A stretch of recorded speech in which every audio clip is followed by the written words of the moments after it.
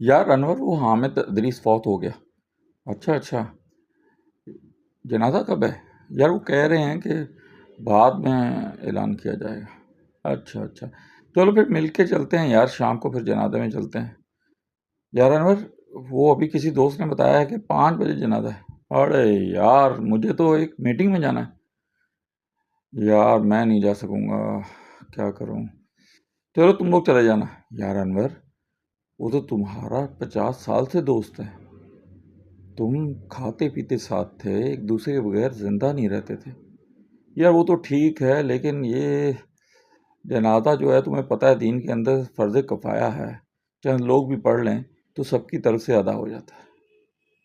میں کوشش کروں گا لیکن آ نہیں پاؤں گا، اور ادھر سب حامد کے گھر میں اس کو دفنانے کا انتظام کر رہے تھے۔ بیٹے نے کہا جلدی کریں جلدی کریں جلدی کریں۔ ارے وہ فیصلہ آباد سے کسی نے آنا ہے، چاچو کہہ رہے تھے کہ آتا ہوں۔ ارے وہ بھی بزرگ ہیں، چھوٹے چاچو شاید نہ آ سکیں، شاید آ جائیں، ان سے بات نہیں ہوئی میری۔ چلو ٹھیک ٹھیک ٹھیک ہے ٹھیک ہے، چلیں چلیں، ہاں ہاں ہاں، روئی ڈال دیں، روئی ڈال دیں، منہ میں سے کچھ لعاب وغیرہ نکلتا ہے، روئی ڈال دیں۔ اور یہ پاؤں کو تو باندھا ہی نہیں آپ نے؟ اچھا اچھا، اٹھائیں، چاروں کونوں سے اٹھائیں، چاروں کونوں سے اٹھائیں، اور لے آئیں صحن میں لے آئیں، صحن میں لے آئیں۔ اچھا اچھا اچھا، حسین بیٹا، ارے رو رہے کیوں ہو؟ میں تمہارا ماموں ہوں، تمہاری چچا ہیں بیٹا، جانا تو سب نے ہوتا ہے نا۔ اچھا اچھا اچھا اچھا، ٹھیک ہے ٹھیک ہے، اور دفنا دیا گیا۔ گھر والے بہت روئے، بیٹے نے خاص دکھ لیا، بیوی نے بھی دکھ لیا، لیکن آج دفنا کے آ گئے۔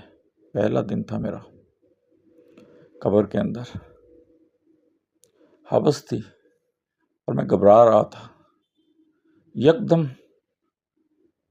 قبر کے اندھیرے کو ایک نور جیسی روشنی نے چمکا دیا،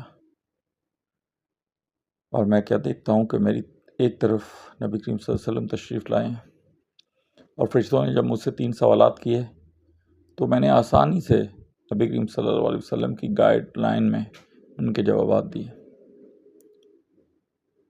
شکر الحمدللہ، پہلا لمحہ گزر گیا۔ یہ میرا دوسرا مسکن تھا، پہلا دنیا اور دوسرا قبر۔ اب مجھے نہیں پتا، یہ رب جانتا تھا کہ کتنا لمبا اس جگہ پہ مجھے ٹھہرنا۔ تھوڑے دن تک میرے جسم نے ہڈیوں کو چھوڑ دیا اور وہ گلنا شروع ہو گیا۔ ایک سائنسی پروسیس تھا جو ہو کے رہنا تھا، جو اللہ کے خاص لوگ ہوتے ہیں ان کے علاوہ ہر انسان کے ساتھ یہ ہوتا ہے، اور پھر بہت لمبا اس عرصہ گزر گیا، اور مجھے گھبراہٹیں ہوتی، اور کبھی کبھی میری اولاد جو میرے لیے پڑھتی، اس سے مجھے سکون ملتا، قرآن کی تلاوت کرتی، میرے بھی ہاتھ پہ صدقہ دیتی، اس سے مجھے سکون ملتا۔ لیکن آج حشر کا دن تھا، سب لوگوں کو دوبارہ اٹھا دیا گیا تھا، سور پھونک دیا گیا تھا، اور لوگ ادھر ادھر بھاگ رہے تھے، میں بھی بھاگ رہا تھا۔ میں پریشان تھا، میں نے جو حق مارے تھے لوگوں کے، میں اپنے رب کے سامنے ان کا جواب کیسے دوں گا؟ یہ باتیں تو میں نے بہت کی تھیں۔ اب مجھے وہ یاد آ رہا تھا، وہ ریڈی والا جس کے ساتھ میں نے زیادتی کی تھی، اس کو محض ریٹ کی بنا پر ڈانٹ دیا تھا۔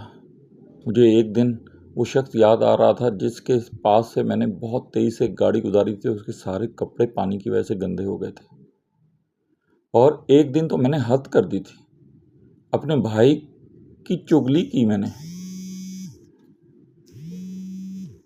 اور ایک دن میں نے اپنی ماں کے ساتھ بھی بدتمیزی کی اور ان کا دل بھی دکھانا چاہا۔